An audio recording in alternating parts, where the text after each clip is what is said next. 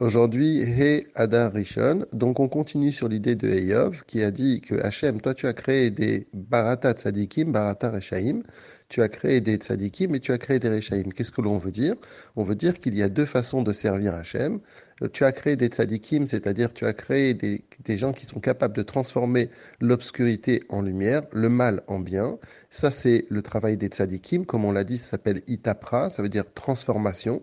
Et puis, tu as créé des Réchaïm. Non pas tu as créé des gens qui vont être rachats, mais tu as créé des gens qui vont s'occuper justement du mal. Ça veut dire qu'ils ont le mal en eux. Et qu'est-ce qu'ils vont faire? Comment ils vont s'occuper du mal? Eh bien, ils vont faire itkafia, ils vont le casser, ils vont essayer de faire en sorte que même si ce mal se retrouve dans des idées, il ne va pas s'exprimer. C'est justement le travail de itkafia.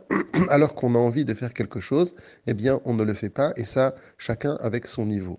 Ici, Rabbi Shimon Zalman continue, il nous illustre ça avec ce qui est marqué dans la Torah quand Yitzhak il a demandé à Esav, va me préparer des plats, eh bien, qu'est-ce que l'on voit? On voit qu'il lui a dit au pluriel. Dans le Zohar, on dit qu'en vérité, ceci veut nous dire que Hachem, il demande au Bnei Israël, allez me préparer des plats. C'est-à-dire que de la même manière que dans les plats, il y a deux sortes de plats. Il y a des plats qui sont sucrés et qui donc sont adaptés à tout le monde sans qu'il y ait un travail. C'est bon depuis le début.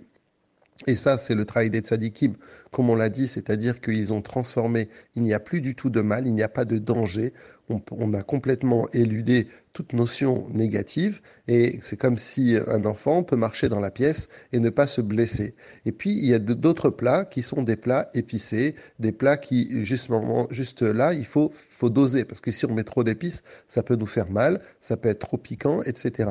Et la qualité du bon cuisinier, à ce moment-là, ça va être juste d'épicer de façon à ce que ça soit mangeable. Eh bien, c'est un peu la même chose avec le inyan de Itkafia, c'est-à-dire que on va casser le mal, on va travailler avec le mal toute sa vie. Et c'est ça justement les deux travaux que Akadosh Baruch Hu, il nous demande. Il nous dit Barata Tzadikim, Barata Rechaim, c'est le travail des Tzadikim et le travail des Bénonim.